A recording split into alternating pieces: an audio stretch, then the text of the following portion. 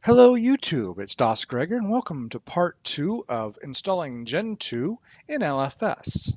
Now, this really isn't the purpose of installing Gentoo for LFS as much as it is a guide to show how you can use any flavor of Linux that you are currently on and setting aside a limited amount of space to be able to install Gentoo so you can play with it, try it out, but still have your host Gentoo system available for all of your other needs. In the first video, we discussed formatting that partition, mounting the partition, getting stage 3 set up, looking at the news, setting a profile, and doing that first initial emerge world of all the packages that needed to be updated based upon the profile we chose. Now, one quick note, most things will go through without any problem, but in the case of the desktop profile, it does install cups. And when it installs cups, you will see some errors at the end where it talks about that it cannot find the user source Linux. The reason, of course, because we have not done an emerge of Gentoo sources or of the Linux vanilla kernel, and therefore it's not there. Honestly, it won't hurt you. You'll be fine and you can move on, and it doesn't stop you from continuing. Another thing that I'd like to make note is in the last tutorial, we did the chroot into Gentoo.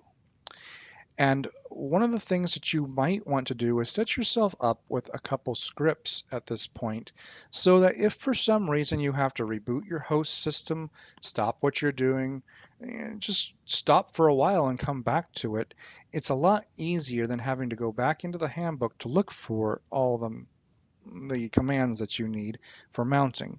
So on my host system, I have a scripts directory, and in the scripts directory, I have the chgentoo.sh for chroot into Gentoo. And if we take a quick look at that,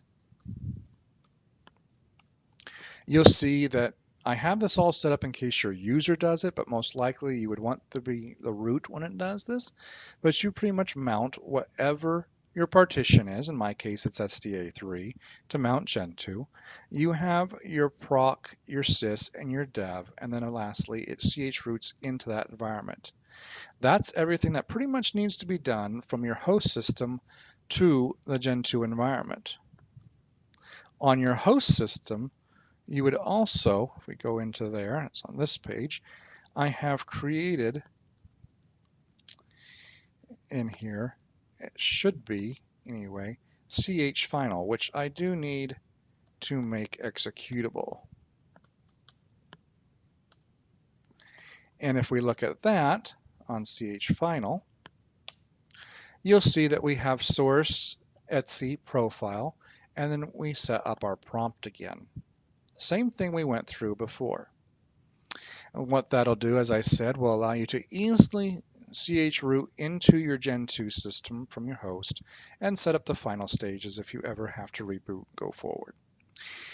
Now, in the last setup, we talked a little bit about use flags.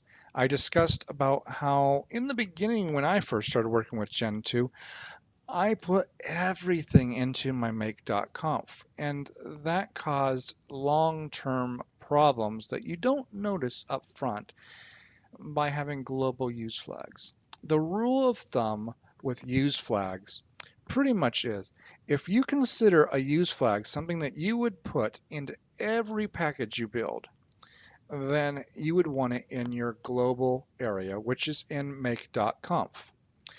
If, however, it is a use flag you might use for, say, one package, but you don't necessarily want it for another package, then you would put that in your etc portage portage, what is that? Package.use, there we go, area, and that you could make that for specific packages.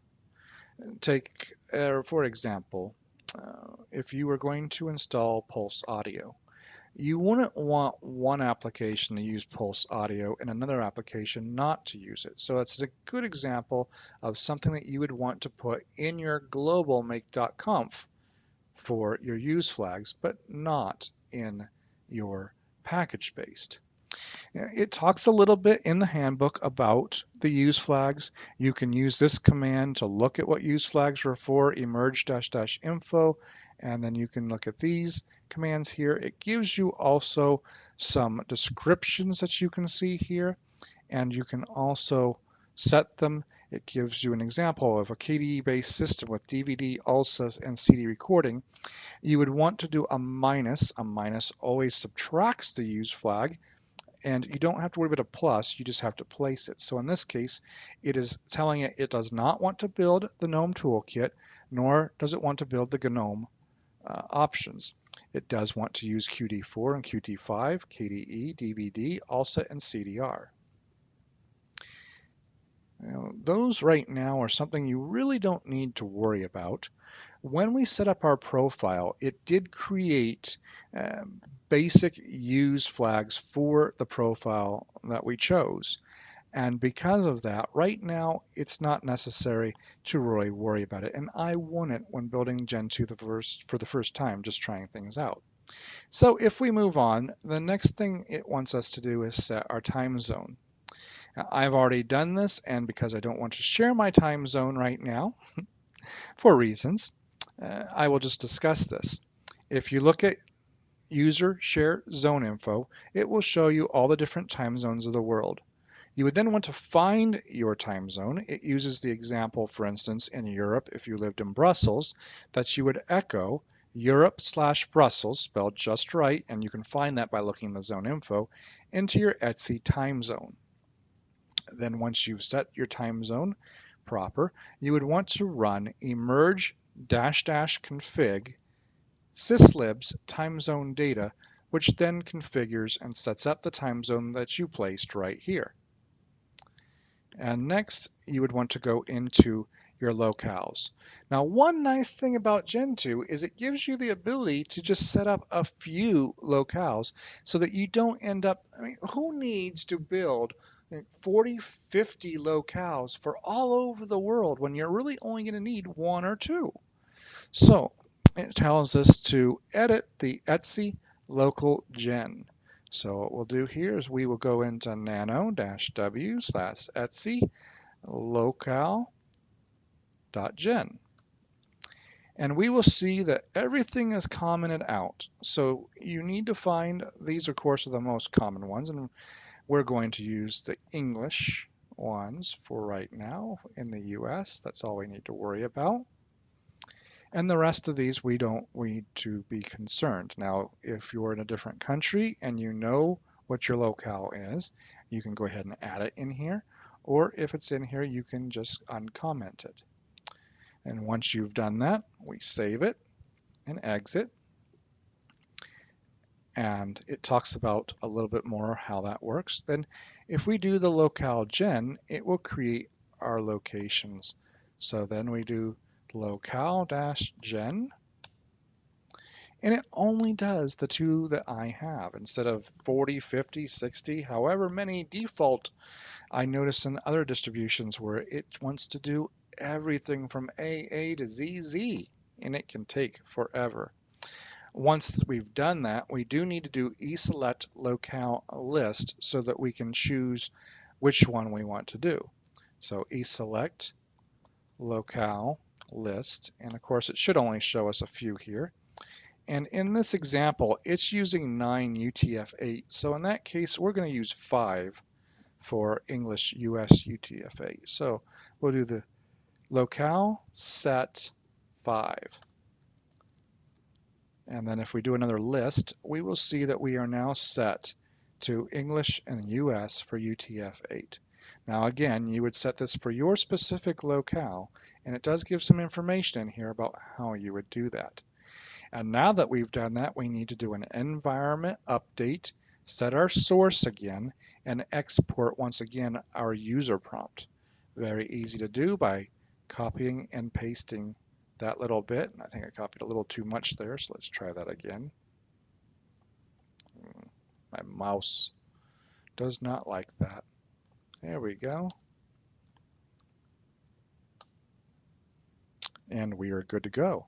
And guess what? We're on everybody's favorite section, configuring the kernel. The kernel is not something to fear. It's not that difficult. The biggest thing is knowing what hardware you need to build in it. Now, honestly, if you're concerned and afraid of the kernel, you can use the Gen kernel builds, or you can just use Gentoo sources and let it build a basic kernel and then go from there. See what works, what doesn't work, and then figure out what's wrong and what you need to add or subtract. So it tells us to do an emerge ask, and it tells us Gentoo sources. Now it's fully qualifying this, and we really don't need to do that in this situation. So we go over here and do emerge dash, and I always like to use AV, A for ask, V for verbose, Gentoo sources, and I need to put a space there.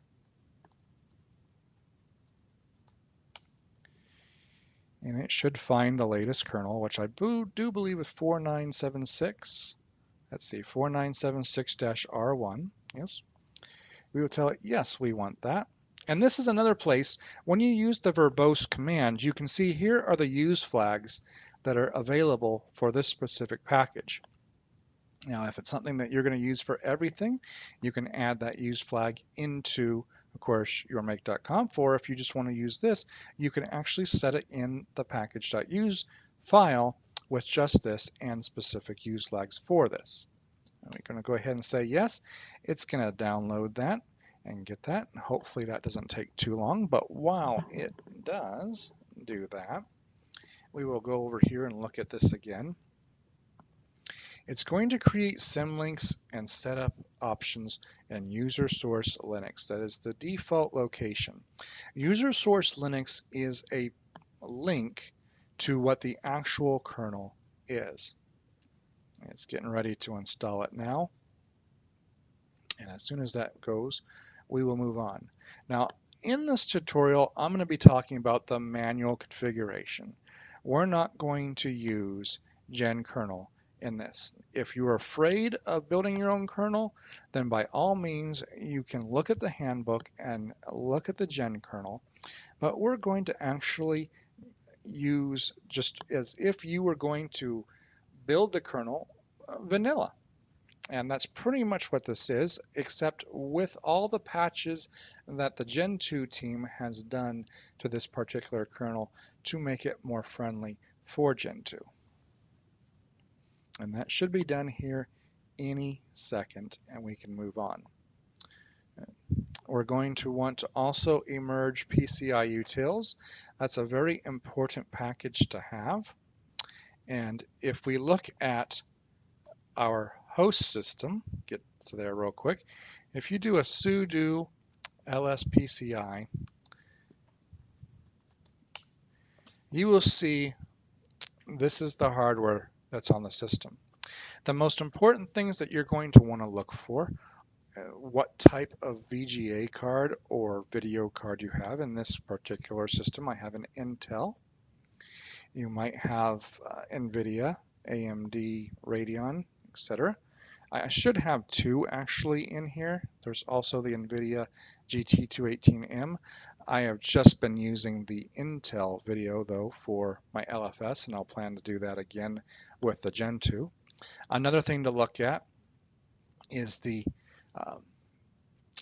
audio device. Intel is the audio, of course. You might have Sound Blaster or something else, but that would show in there. Your network adapters are very important, whether you're a wired network with the Ethernet controller or a wireless controller. You will find that we have, for instance, in this one, a Qualcomm Atheros. Now, I use only the wireless for this, so I don't have to worry about it. And this does use an Intel or an Intel Centrino. It is an older system, so it has that WiMAX instead of the Bluetooth built in. So those are the main things that you're going to want to remember. Your video card, your audio card, your internet card, and probably the most number one important thing is your internet. You're going to want to make sure your internet is going to work so that you can continue to build the system, or you'll have to go back into your host system to do all the CH routing. So if we go back into here, we've got this set up. If we do an eSelect it'll show you all the options you can look at. And so you can do an eSelect kernel list. And in this situation, we're only going to have the one. And if you do an ls/user source Linux, you will see we have the kernel there. And if you were to do, we will go to user source, for instance. If you look there, you see you have Linux, and it's pointing to Linux 4976 if we were to look at that pointer. So that's all that is. And we'll go ahead and do the merge -AV PCI utils.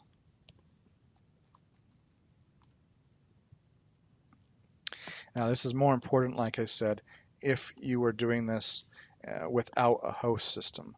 But it is very useful to have later on once you're inside your system if you need to go back and look at that. Another good feature with the LSPCI, if we go back over here, is if you do the LSPCI in -verbose, then you can also see what driver it's using. For instance, in your host system, for that wireless, it's using IWL Wi-Fi. So we're going to make sure that we have IWL Wi-Fi available. Also, if we look at other important areas, you will find if we find our audio up here, that the audio device is using Sound HDA Intel. So that's something we're going to want to make sure we look for. And of course, our VGA is using i915.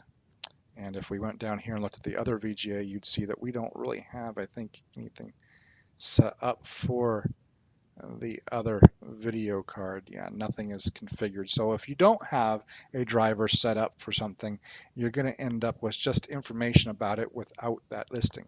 That is very useful. So if you're trying to figure out what did my host system use to make this particular hardware work, then you're going to find out with the LSPCI exactly what that is using the -V option. Now we get back into here, we've got that built. And we move on. We're going to go into the user source Linux. And the next thing we're going to do is make menu config.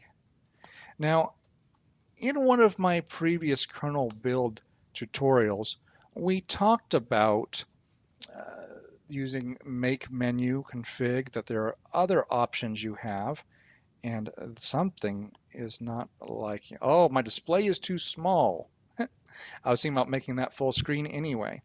So we will do that again. If you cannot have enough lines, you will get that error. So you might have to make it full screen so that you can go on. Through this, we're going to look at a few things. Mostly, you can ignore a lot of this, because if you look at the Gentoo Linux area, there's nothing really you need to look at for that. General setup, you don't need to worry too much about this. I do like to build the kernel.config support into it. That is very useful to have. And if you do that, if you're interested, what exactly is kernel.config, you can go to the help section, and it tells you that this option enables the complete Linux kernel file inside of the kernel. This is very useful. If for some reason you need to rebuild your kernel and you don't have your config file anymore, you can actually extract it out of the kernel using this script. And very handy to be able to do so. So that's one of the things I like to turn on. The rest in here, things that you really don't need to worry about, at least until you're more familiar and not afraid to tinker with the kernel. And you don't have to worry about anything in the loadable module support, enabling the block layer. Processor type, if you're not using an AMD or a 64-bit, in my case I go to Core i5, you can set that here with the processor family. And we're just going to leave that as generic x86-64. And that's really all in here you'd care about, unless you have something specific that you need to turn on for your processor. Otherwise, most of the default options are good for you. If you'd like to turn off power management, enable a few extra features, then you would want to come into here and you can set those sort of things up. For the most part, though, In here, all you'd want to do is go into the ACPI, and then you can turn on more things. Most everything, though, that you'd need right away is default. If there is a specific item that your hardware supports that you'd like to make sure is involved, you can come in here and set that as well. The frequency scaling, the CPU idling, etc., can all be done within here. For the most part, though, you can take the defaults. This is why when you build the kernel, you can just do make and not really even go in here and just take a general kernel that they have set up for you. Some things may or may not work, but mostly those are going to be your driver specific. We don't need to worry about network support. That's not where your drivers are located, though. If we go down here to device drivers, this is where you're going to want to look for those 2 or 3 most important things. And if we go down here and we look at each one of these, we want to look for networking, which is right here. And we want to leave everything that is here fine. We don't want to touch any of it. But we do want to go down until we find the wireless LAN or wired LAN in your case if you're doing a wired network support. I believe that's the Ethernet driver support here for a wired connection. And down here, I'm usually doing wireless all the time. Now, I know, for instance, that my system is that Intel using the IWL Wi-Fi. We don't need this, we don't need that, we don't need ATML, and we don't need the Broadcom.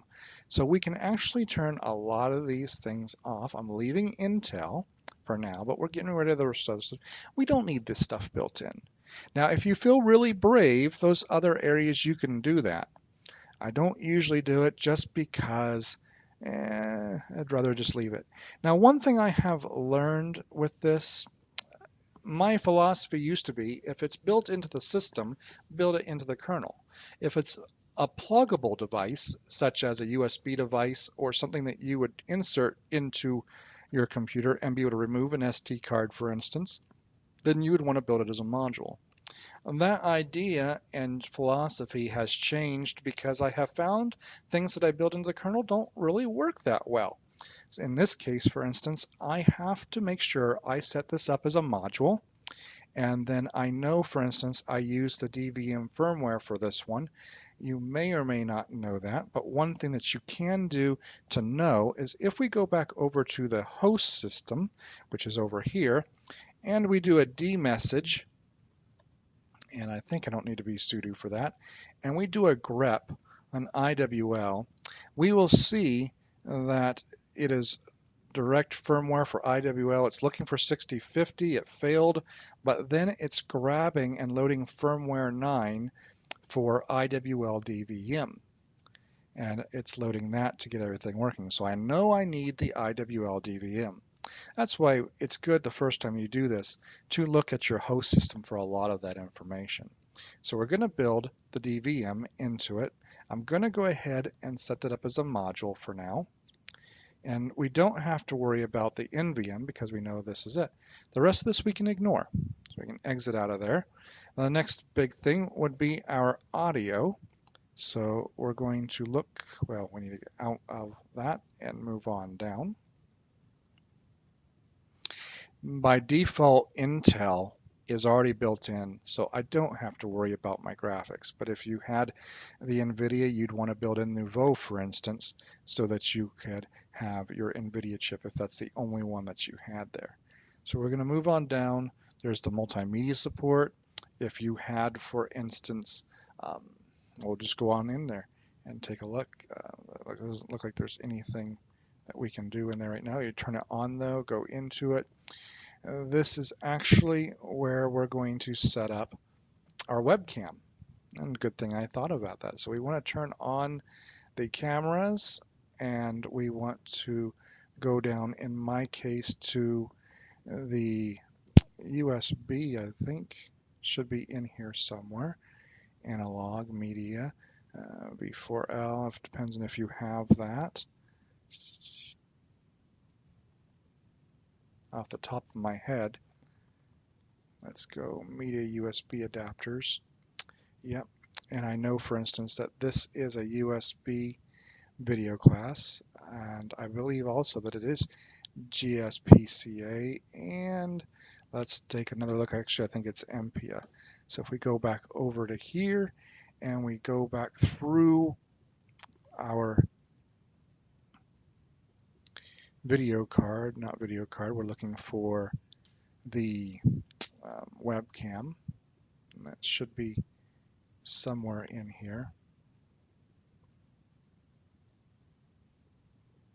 High definition audio.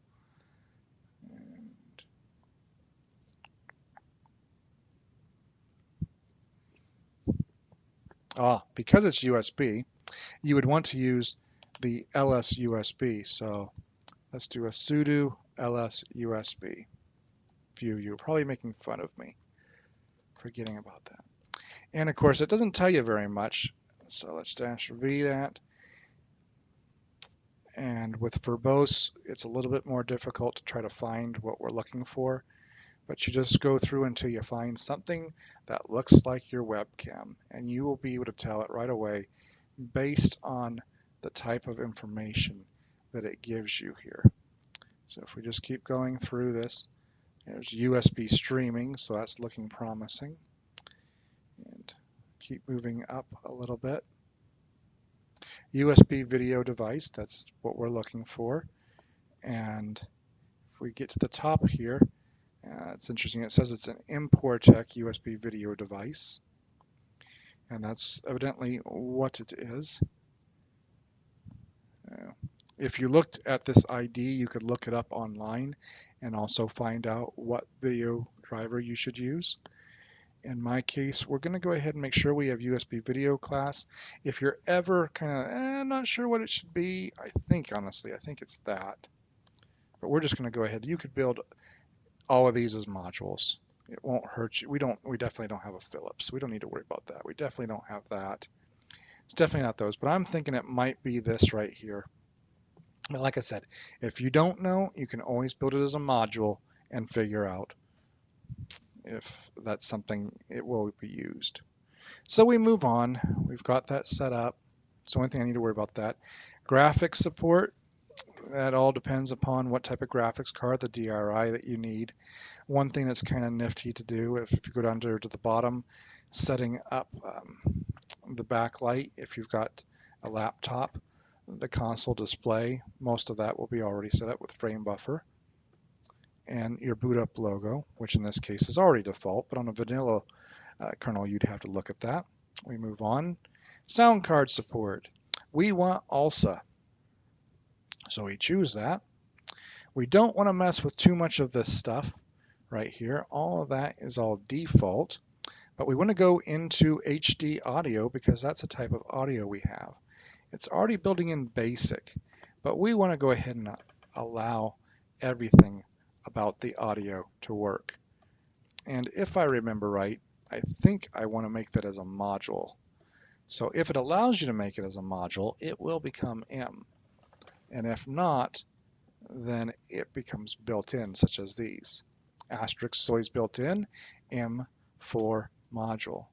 And I like to just be on the safe side and set up all the modules just in case. Once again, if you really know what you're doing, you can take it all out. I am comfortable enough doing that with my Ethernet cards, but not these other cards. Also, another thing you might want to do is go into USB sound devices, and if you're going to use a USB headset or anything like that, you're definitely going to want to set up USB audio and MIDI for that. That's pretty much the only thing I ever worry about in here is setting that up. Another thing that you might want to be concerned about when setting up your kernel, but it's not important for the very beginning, is when you set up your SD card support and build that. For now, I'm not going to worry about it. I very seldom ever use that. So we can go out of that. We don't really have to worry about firmware. It's all good to go, although you can see if you were building a QEMU system, you can actually build that into there. And if you're using EFI, you could work on that, but we're not going to bother with EFI in this because I can't stand EFI. And file systems. Now, if you ever are going to use any file system, you're going to want to make sure this is built in. Just for grins, we can do this and we can do this, and we'll build in those. Now, a lot of times they'll tell you to use ext2 for your boot. So if you're going to use ext for your boot, you're going to want to make sure that you've got that set up. And I like to go ahead and put in all the things for those sort of things, because ext2, 3, and 4 you're going to use the most. And you can set all of this up. And you want to look at, for instance, are you going to use RiserFS or JFS or XFS? If you're not, then you don't have to worry about putting it in. There's ButterFS. Most of this, that's all you really want to worry about is the AXT. You get all the way down here, however, and you have your CD-ROMs and DVD file systems. It's all set up already for us, DOS and FAT. If you're going to want NTFS support, you can build it into the kernel with this right here. You can either make it as a module, and then you can create write support, and that is always useful. We're not going to worry about that in this case because I'm not going to use it. But if you wanted to, you could do that. You also can set up your VFAT, which is sometimes easier with certain USB drives to have it set as FAT32 so that it'll work within a Windows system, a DOS system, or not a DOS, a Windows system, a Linux system, and sometimes even inside of your Apple systems. Your pseudo file system, there's a few things in here, but you really don't have to worry about it. It also has the EFI variable. And miscellaneous file systems, if you're going to use any of these, you can turn them on. Most likely in a demonstration like this, you wouldn't need to, but if you are going to look at BIOS or Apple or Amiga, for instance, you would want to make sure you built that into your kernel or set it up as a module. You have your network file system. In this, if you're going to use NFS, you're going to want to make sure that's available. And we can turn on all of this for NFS. And then also down here, if you're going to have it as a server, you can turn that on as well. We'll just build it all.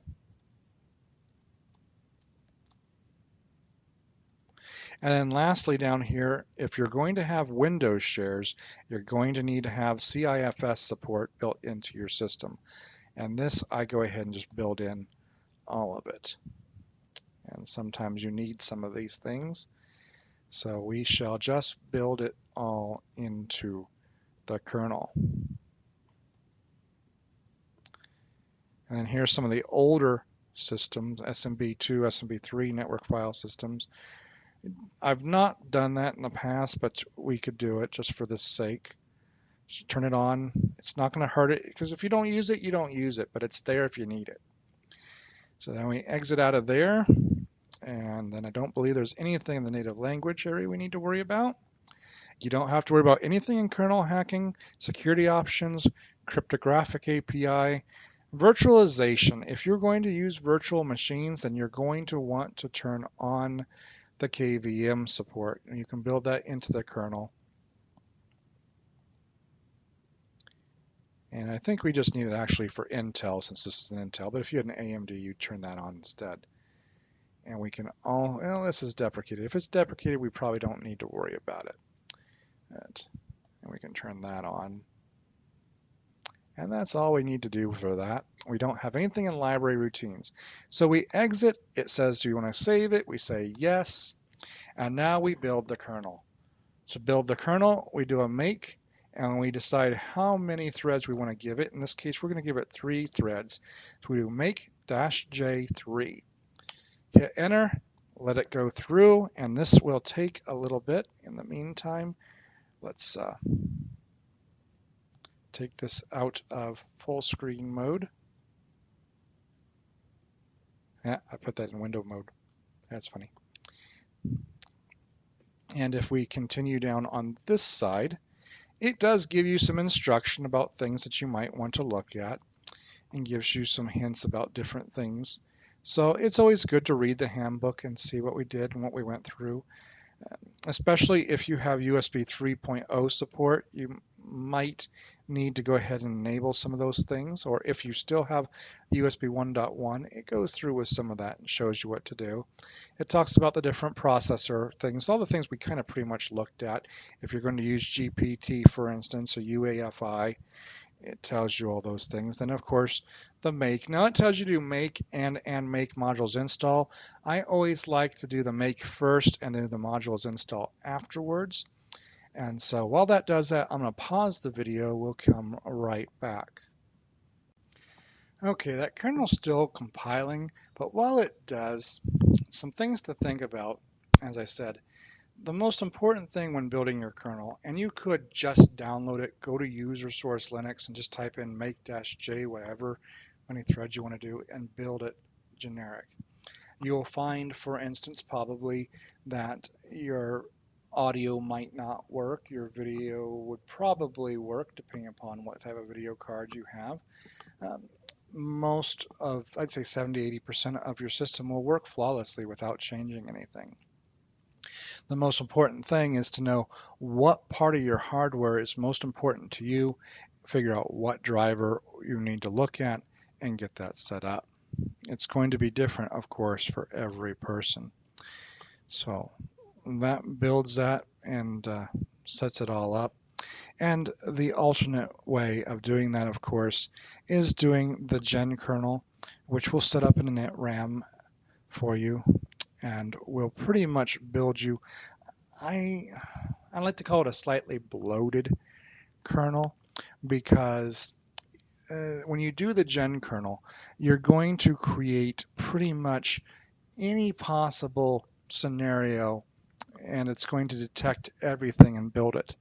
It's the easiest way to get started if you're really that afraid of building your kernel for the first time. But if you're willing to try it out, just like when I did LFS and used a vanilla kernel, it really wasn't that difficult to find all of the different items that I need to make sure worked. And as long as you can keep going in and as long as you can boot into the kernel, you fix one thing, you reboot, you check to see if it works, and hey, it works, great, super. You move on to the next thing and you just knock off the list. Got sound to work, got my USB to work, got this to work, got networking to work, wired networking, wireless networking, etc., etc., etc., until you get everything that's important to you. You might even find that a few months down the road after you've been using it, you decide, oh, I'm going to use that SD card. Oh, SD card doesn't work. So you look for an SD card wiki and you see what needs to be enabled in the kernel, you rebuild it again, and then you move on. This section we haven't gotten very far, but the kernel is a pretty big section. So we'll finish with this. We'll look at what's next in the book, and that might be for part 3. Kernel is probably one of the most important and most difficult things that a lot of people deal with, and I think sometimes putting a lot towards this in a tutorial is well worth it, especially since this is the heart of your system. So let's take a quick look to see where we're at. It's getting there.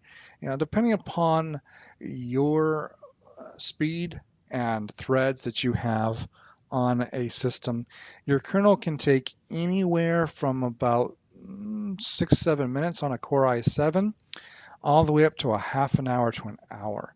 I don't think on this it takes much more than about 10–15 minutes, and we're probably at least halfway, if not 3/4 of the way through with that. And again, as we discussed, you can also use gen kernel methods and it will just set everything up. So we will finish that here in just a little bit. Let's see what else we have here. Some kernel modules, the firmware. The firmware is important. Do not forget that. We will talk about that in just a moment. I'm going to let this go ahead and compile. I don't want this to get too much longer though, and I notice we're already getting close to 40 minutes on this. So I'll be right back. And the kernel is still chugging along. And one thing to note, a lot of times people ask me, how long does it take to do a kernel build? How long does it take to emerge your world? How long does it take to build X package?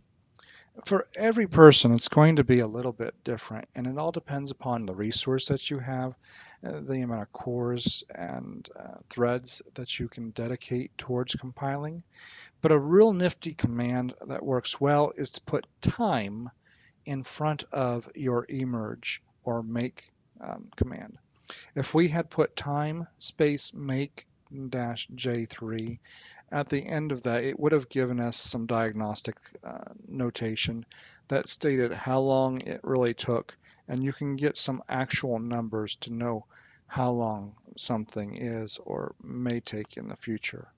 There are also some tools that Gentoo has that if you've compiled packages already and you're compiling them again, they can tell you, like Genlop, Genlop, how long it's going to be till it's finished, and then you can also use a key command to that also tells you how long it took previous instances of that package to build as well.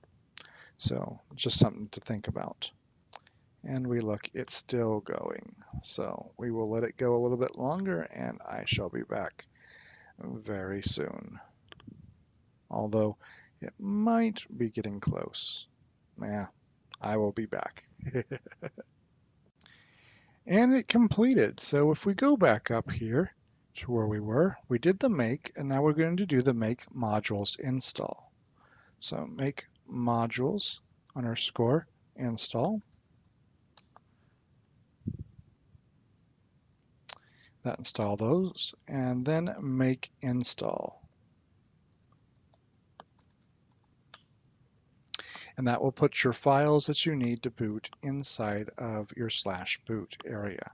As you remember, since we're going to use the host system for grub, we still need our kernel inside of /boot. And if we look there, we now have the configuration for that kernel, a system map for that kernel, and of course our kernel itself, the vmlinux file. And those are the three things. Now we're not going to install grub on this at the end, but we will use our host system, and we'll talk about that when we get there. So we've already talked about if you want to do the default or the other option for GenKernel where you don't have to worry about it so much, so we can skip that. And the next thing we're going to do is we need to make sure we set up our file system tab or FS tab. Now I've gone ahead and copied and edited that while we were waiting for the kernel to build, and we will take a quick look at that. So that is an Etsy FS tab, and let's go ahead and make that full screen here. And you will see that this is set up with the file system, the mount point, the type, options that you will use, the dump and file system check. A lot of times for this, you're going to want 0 and 1, so that it will check that often since it is your root. For now, though, I just have everything set as zeros, which means it won't ever check to see if anything is needing to have some sort of a check disk done. We have set up dev SDA3 as the root for that because that is my Gentoo root. We're using ext4. We use defaults. SDA1 is our swap. Now, a lot of this I went ahead and got from how I set up LFS, and I used it as a main area. We know that SDB1, of course, is for USB. And if you want to mount your host system while you're in there, if you need to change files, etc., then we have the dev SDA2, which is my root for LFS. I have set up a mount point called LFS. Well, actually, I'm going to have to set up a mount point for these two things here. And that's also set up as defaults. We then have our proc system mounting, our system, our dev PTS, temp FS, etc., all set up here. And I believe a lot of that I grabbed from some of the things in the Gentoo handbook, as well as what I have set up for LFS. So if you do set up any manual mount points, after you've done this, you're going to want to get out of it. And then we're going to want to go ahead and make those quick directories. So mount USB, and in my case, mount LFS, and you can call that whatever you want. If you're doing this from Ubuntu, Fedora, Red Hat, etc., you can call it Red Hat, you can call it host, for instance, and then it could be anything. So you want to go ahead and set those things up. Let's go ahead and put ourselves back out of full screen. Now it does give you some hints of how to set up your FS tab. For instance, if you had the boot, 0 and 2 would be that file system check area there. And let's just see if it says or gives us any information, for instance, for anything else. And it does not at this time, but that's okay. So that's having to do with other things. Kernel modules, we really don't have to worry about that for right now with the way we built it. Installing firmware, this is really important. If you've got hardware that requires special firmware, we really need to install that. So we do an emerge AV, and we're going to do Linux firmware.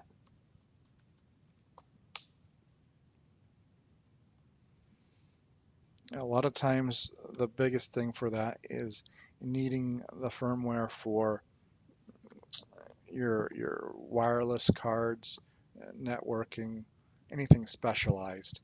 This is the best way to go ahead and get that in there. They've created this really nice package for that. So while that does that, we can go on to configuring the system. And this talks more about the FS tab and editing those areas. Now, there are a couple rules of thumb or some ideas. You can use UUIDs. You can use the block mounts like I have /dev SDA3, SDA2, etc. The idea of using UUIDs is mainly if for some reason you change or add a partition in your scheme, it can actually change the numbering scheme sometimes of your hard drives.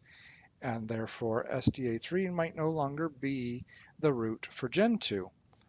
And the UUID, however, no matter what it is that unique identifier for that and will never change. So you can actually set that in there instead, but I never bother with it. I never have a problem with it. But if that's something that you might be messing with file systems, do take a look at how you can do file system labels and the UUIDs, because that may be important to you. You can use the BLK ID to find what those are and set them up inside the FS tab. Now, once again, it talks about the boot being right here, and you can see also for root, it says 01. Now, if we go back into our FS tab, then most likely for our root, we want to change that to 1 so that that's set up that way. And let's see, we don't have to worry about the boot, and we don't need to worry about swap, and the rest of that we're fine. You can set up, of course, CD-ROM. It gives you an example if you have a CD-ROM that you want to use. You can add that in there. I don't have mine set up for CD-ROM. I haven't used CD-ROM in this for so long, so I don't really bother with it. We're going to save that real quick and get out of it. And we're going to stop right here. We're going to look at networking information, the last little bits that we have for part 3. And what I think we'll do, part 3, we'll finish everything up. We will configure grub in your host system for booting. We will verify that everything works and you can boot into your system. But then we will come back into our host system and we will start talking about in part 4, most likely installing your GUI X11, that sort of thing. We're going into 48 minutes. I don't want to make these too long. I know a lot of you probably think, get on with it, move it, move it, move it. I want this to be in depth. I want this to be where if you have questions, you understand it. I'm not explaining everything to its fullest capability. The Handbook does a great job for that. But at least this gets you a starting point for everything else. So if it's morning, evening, noon or night, whatever you're having, I hope you enjoy it. Thanks for watching part 2. I hope this helps you in taking a journey into Gentoo where it doesn't have to be that scary experience of not knowing what to do. The kernel took up a big chunk of this particular part of the tutorial session, but I do believe it's an important area to look at. So until part 3, thanks guys. Bye.